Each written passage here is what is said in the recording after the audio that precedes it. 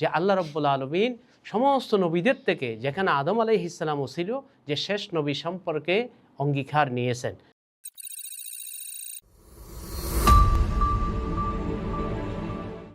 আসসালামু আলাইকুম ওয়া রাহমাতুল্লাহি ওয়া বারাকাতুহু। ইন্নাল হামদালিল্লাহ ওয়াসসালাতু ওয়াসসালামু আলা মান লা নাবিয়্যা বা'দা, আম্মা বাদ। সুপ্রিয় দর্শক, মনাহিল টিভির পক্ষ থেকে আপনাদেরকে স্বাগতম। আজকে আমরা একটা বিষয় নিয়ে আলোচনা করব। বিষয়টি হলো বিভিন্ন ধর্মে বিভিন্ন নবীদের যুগে মহানবী সাল্লাল্লাহু আলাইহি ওয়াসাল্লাম সম্পর্কে অগ্রিম সুসংবাদ, যা আসলে আমাদের শেষ নবী যে আসবেন সেই সুসংবাদটা প্রতি যুগে নবীরা প্রদান করেছেন। আদম আলাইহিস সালামের যুগেও তা প্রকাশিত হয়েছে। যেমন যদিও একটা দুর্বল হাদিসের মধ্যে এসেছে যে আদম আলাইহিস সালাম যখন হাওয়া আলাইহিস সালামকে যখন বিবাহ করতেছেন তখন বলা হলো যে মোহর আদায় করেন। তিনি যখন অক্ষমতা প্রকাশ করলেন তখন বলা হলো সল্লি আলা মুহাম্মদ শ্রীনা মর্রা, অর্থাৎ মোহাম্মদের উপর আপনি 20 বার দুরূদ পাঠ করুন।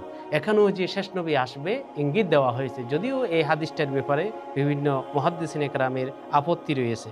এভাবে আদম আলাইহিস সালামের আরেকটি কথা, যেটাও দুর্বল হাদিস দ্বারা প্রমাণিত, যে উনি তওবা করার সময় দুনিয়াতে আসার পরে যে নবী সাল্লাল্লাহু আলাইহি ওয়াসাল্লামের নামের উসিলা ধরে দোয়া করেছেন এবং তিনি আরশের মধ্যে সেটা লিখে দিয়েছেন যে আল্লাহর নামের সাথে নবীর নাম।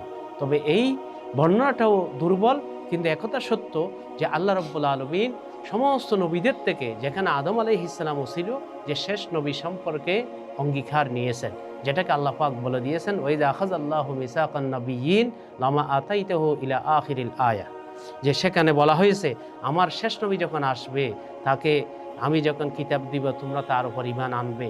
তখন তারা সকলে স্বীকার করেছে অবশ্যই আমরা ঈমান আনবো এবং স্বীকার করব। এবং আমাদের নবী সাল্লাল্লাহু আলাইহি ওয়াসাল্লাম সম্পর্কে সাইয়্যিদুনা ইব্রাহিম আলাইহিস সালাম তিনি অগ্রিম সুসংবাদ দিয়েছেন। বরং আমাদের নবী সাল্লাল্লাহু আলাইহি ওয়াসাল্লাম তিনি হলেন সাইয়্যিদুনা ইব্রাহিম আলাইহিস সালামের দুয়ার ফলাফল।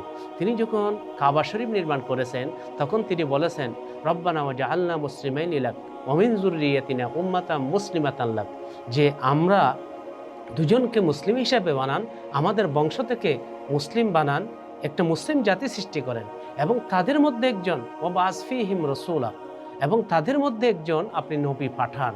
তাহলে এভাবে আদম আলাইহিস সালামের পরে ইব্রাহিম আলাইহিস সালামও আমাদের নবী সাল্লাল্লাহু আলাইহি ওয়াসাল্লাম সম্পর্কে দোয়া করেছেন এবং আলোচনা করেছেন।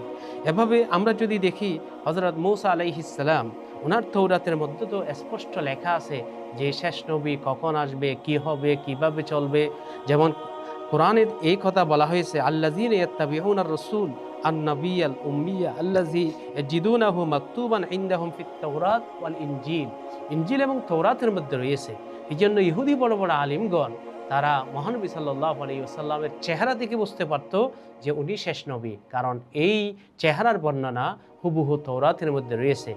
নবী সাল্লাল্লাহু আলাইহি ওয়াসাল্লাম যখন মাত্র 12 বছর বয়সে আবি তালেবের সাথে যখন তিনি হিজরত করেন, তিনি সফরে যান, ব্যবসায়িক সফরে, সেখানে একজন সাধু নবী সাল্লাল্লাহু আলাইহি ওয়াসাল্লামের চেহারা দেখে বুঝতে পেরেছিলেন যে ইনি হবেন শেষ নবী, কারণ এই বর্ণনাগুলি কোরআনের তৌরাতের মধ্যে রয়েছে।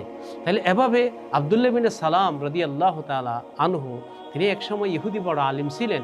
তিনি বলেছেন যে আমি নবী সাল্লাল্লাহু আলাইহি ওয়াসাল্লামের চেহারা দেখে তৌরাতের সাথে মিল পাওয়ার পরেই আমি ঈমান এনেছি এবং সেটা আমি বুঝতে পেরেছি যে তৌরাতে শেষ নবীর কথা যে রয়েছে সেটা ইনি আর কেউ নন। এভাবে ঈসা আলাইহিস সালামের ইনজিলের মধ্যেও নবী সাল্লাল্লাহু আলাইহি ওয়াসাল্লামের কথা রয়েছে, কারণ সেখানে রয়েছে তিনি সংবাদ দিয়েছেন মুবাশশিরাম বিরাসূলিম মিন বাদি ইসমুহু আহমদ, অর্থাৎ ওনার পরে যে একজন আহমদ নামক নবী আসবে সেই নবীর কথা বলেছেন। আমাদের নবী সাল্লাল্লাহু আলাইহি ওয়াসাল্লামের নাম আহমদ, আমাদের নবী সাল্লাল্লাহু আলাইহি ওয়াসাল্লামের নাম মুহাম্মদ। তিনি মুহাম্মদ হিসেবে দুনিয়াতে প্রসিদ্ধ বেশি, আহমদ হিসেবে আখিরাতে পরকালে ফেরেশতাদের মাঝে প্রসিদ্ধ বেশি। তাহলে এভাবে প্রত্যেকটা আসমানি কিতাবে এভাবে বর্ণনা হয়েছে যে আল্লাহ রাব্বুল আলামিন কোরআন ব্যতীত যে 103টি কিতাব নাজিল করেছেন, প্রত্যেকটি কিতাবের মধ্যে শেষ নবীর কথা রয়েছে। যার কারণে হযরত সালমান ফারসি রাদিয়াল্লাহু তাআলা আনহু তিনি একসময় অগ্নিপূজক ছিলেন। এরপর থেকে তিনি খ্রিস্টান হয়ে খ্রিস্টানের পাদরীদের দরবারে ঘোরাফেরা করতে করতে সর্বশেষ পাদরী তাকে বললেন সামনে আর কোনো পাদরী সঠিক পথে থাকবে না, কেননা শেষ নবী আসার সময় হয়ে গেছে, তাই তুমি আরবের মধ্যে খেজুর বাগান বিশিষ্ট জায়গার মধ্যে হিজরত করো, সেখানে তুমি সাক্ষাৎ পেতে পারো। হযরত সালমান ফারসি রাদিয়াল্লাহু তাআলা আনহুকে ওই ফাদিরি 3টা নিদর্শন বলে দিয়েছিলেন তৌরাত থেকে এবং ইনজিল থেকে। সেটি হলো যে শেষ নবী সদকা গ্রহণ করেন না এবং শেষ নবী হাদিয়া গ্রহণ করেন। শেষ নবীর 2 কাঁধের মাঝখানে পেছনে মুহাম্মাদুন রসুল আল্লাহ, এই 3 লাইনে একটি খেশগুচ্ছের মোহর নবুয়ত রয়েছে। হযরত সালমান ফারসি রাদিয়াল্লাহু তাআলা আনহু তিনি বলেন, এই 3টি নিদর্শন আমি পেয়েছি এবং এই 3টি নিদর্শন পাওয়ার কারণে আমি ইসলাম ধর্ম গ্রহণ করেছি। তাই বলতে চেয়েছি, আমাদের নবী সাল্লাল্লাহু আলাইহি ওয়াসাল্লাম সম্পর্কে সুসংবাদ, অগ্রিম সংবাদ সমস্ত নবী রাসূলগণ দিয়েছেন এবং তাদের থেকে অঙ্গীকার নিয়েছেন।